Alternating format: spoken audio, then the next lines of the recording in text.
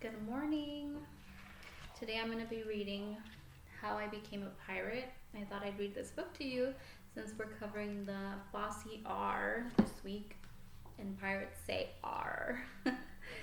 So this is How I Became a Pirate. It's written by Melinda Long and David Shannon.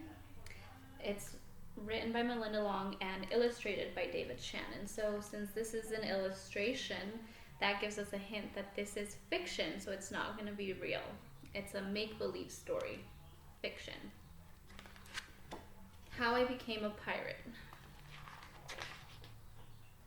How I Became a Pirate, written by Melinda Long, illustrated by David Shannon.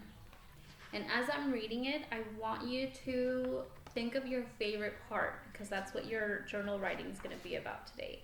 What's your favorite part of the story? Okay?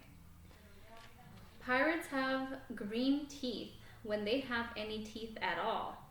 I know about pirates because one day, when I was at the beach building a sandcastle and minding my own business, a pirate ship sailed into view. I knew what it was because its flag had a skull and crossbones on it, and because I could hear the pirates singing, "Hey ho, blow the man down." They were a little off key. So he's building a sandcastle and he sees the pirate boat.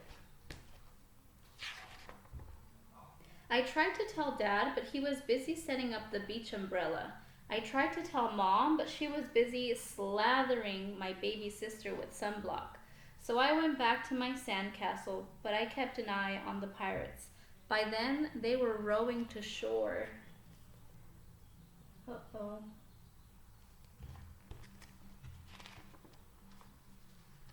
When they landed, the head pirate climbed out of the boat and yelled, "Ahoy there, matey! Be this the Spanish Main?" "No," I said, "this is North Beach."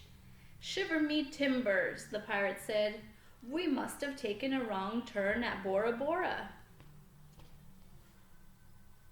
Oh no.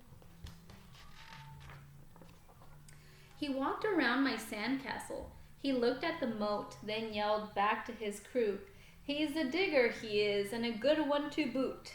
"A good one to boot," the others agreed. "What be your name, matey?" the head pirate asked. "Jeremy Jacob, sir," I told him.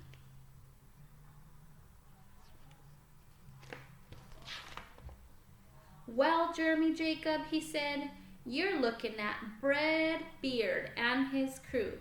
We've been needin' a digger like yourself. We've a chest of treasure to bury." "Aye, treasure," the others shouted.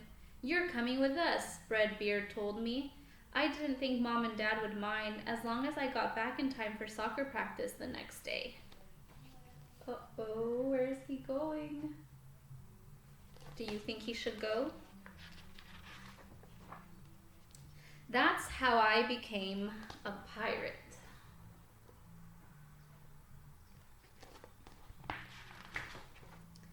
As soon as we were on board, Bread Beard showed me the chest of gold and jewels. "Go to find a safe place for this here treasure. It's high time we were off," he announced. "We're off," we all shouted, and then we set sail. Where do you think they're going? There was plenty to do on board. The pirates taught me to sing sea chanties, the louder the better, and to say real pirate stuff like landlubber and scurvy dog. By dinner time, I could speak pirate perfectly. I also learned pirate manners. Bread Beard pounded his fist on the table and yelled, "Down the hatch, me laddies! Down the hatch!" we all shouted. Down the hatch means like, drink it. Bread Beard gulped his food and said, "Hand over the meat." "The meat," we all roared. Nobody told us to finish our spinach. There wasn't any. Or to chew up our carrots. They weren't allowed on board. We talked with our mouths full and nobody said please or thank you. Oh no. Look at all the food.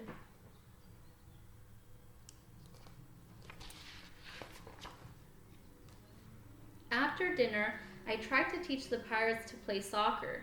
Redbeard kicked the ball and yelled, "Arr, soccer! Arr, soccer!" the crew yelled. Then everybody dove for the ball at once and it rolled right off the deck. "After me, hearties," Redbeard commanded. "After it," we all whispered. We fought over who would go get the ball, but it didn't matter anyway, because a shark came along and swallowed it in one gulp. So much for soccer.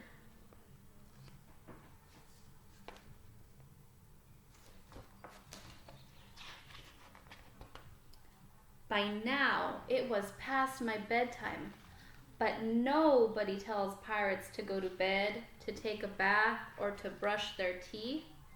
Maybe that's why their teeth are green. Pirates sleep with one eye open, just in case, and they don't change into pajamas, unless they want to.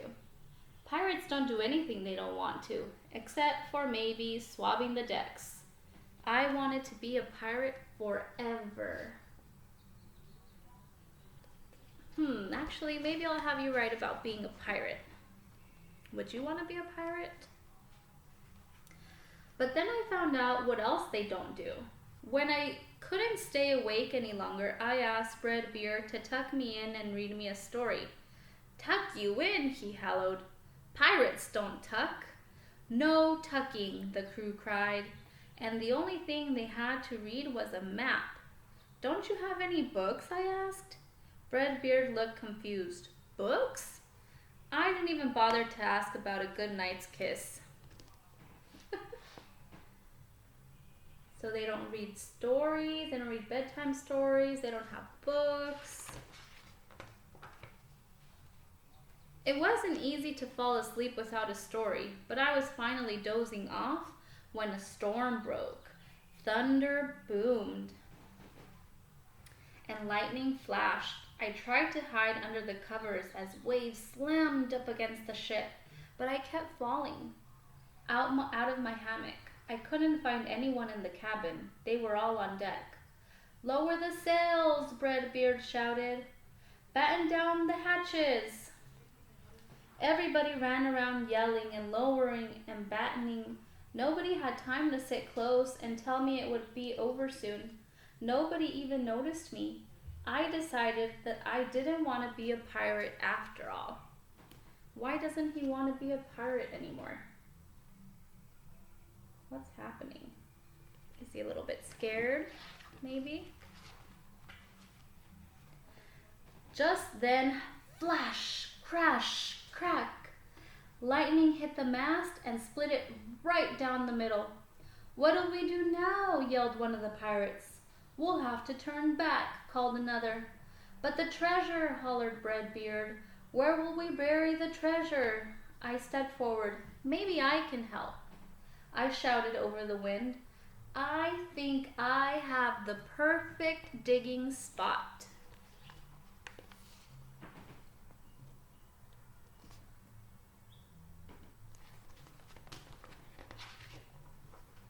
Where do you think he's going to take them? Where's he going to bury the treasure? When the storm was over, we rowed back to shore and buried the chest.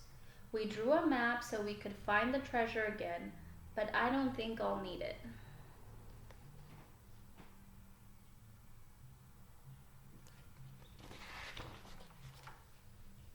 After that, the pirates repaired their ship and got ready to set sail.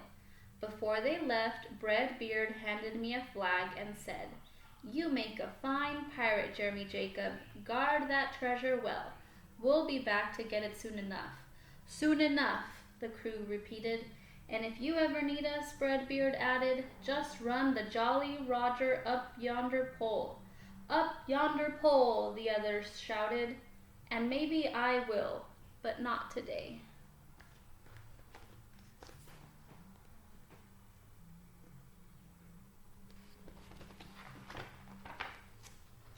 I have soccer practice. So you made it to soccer practice. The end. So there are a lot of cool things about being a pirate. For example, we read that they don't have to do anything they don't want to. They don't say please or thank you. They eat whatever they want. Nobody told us to finish our spinach, he says, or to chew up our carrots. We talked with our mouths full and nobody said please or thank you. They played soccer after dinner. They yelled. So he liked being a pirate, but then he didn't like being a pirate because nobody was there to give him a goodnight kiss. Nobody was there to protect him when he was scared from the storm. So now I want you to think, would you want to be a pirate? And for your journal, you're going to tell me why you would want to be a pirate or why you wouldn't want to be a pirate.